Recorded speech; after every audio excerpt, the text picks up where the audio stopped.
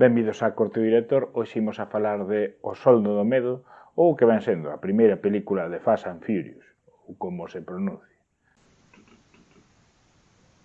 O cine está cheo de road movies. Sí, de xente que vai dun sitio para outro. E tamén está cheo de películas de acción. Sí, xente que vai facendo cousas perigosas dun sitio para outro. Pois esta película do ano 1953 é unha película que vai duns tipos que teñen que levar uns camións cheos de nitroglicerina a través dunhas carreteras latinoamericanas cheas de fochancas para chegar a uns pozos de petróleo, reventalos e poder facer así cartos. Necesito algo para mantenerme despierto, espabilado e imprudente toda la noche. Tengo unas pastillas que el Congreso está haciendo campaña para prohibirlas. ¡Deme! Esas son muchas pastillas para una vez. No se apure, lo compensaré metiéndome unos cuantos somníferos. Tivo varios remakes, como son Carretera Infernal, do 1978, Sorcerers, do 1973,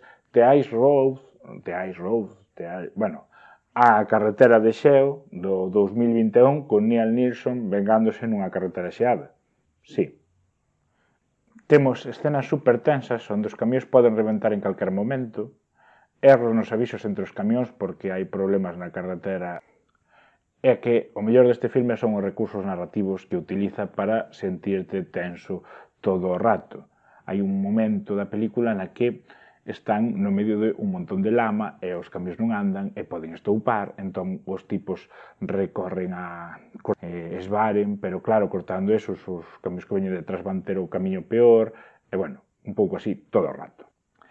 E sen necesidade de grandes efectos, só con explicarche os camións, o ruído que fan e o seu funcionamento consiguen que estés durante toda a película, polo menos na parte na que van en camións, porque a parte inicial é un pouco aburrida e parece unha sitcom case.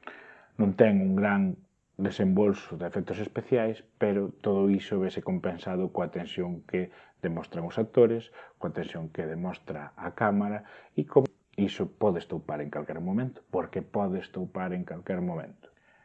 Vamos, que se vos gustaron as películas de camións e de persecucións e de acción, esta película vai vos gustar en a que este en blanco e negro e sexa do ano 50 e pico. A primeira norma da Corte do Director é darlle like. A segunda norma da Corte do Director é suscribirse. A terceira norma da Corte do Director é comentar algo se che molou e se non, pois nada.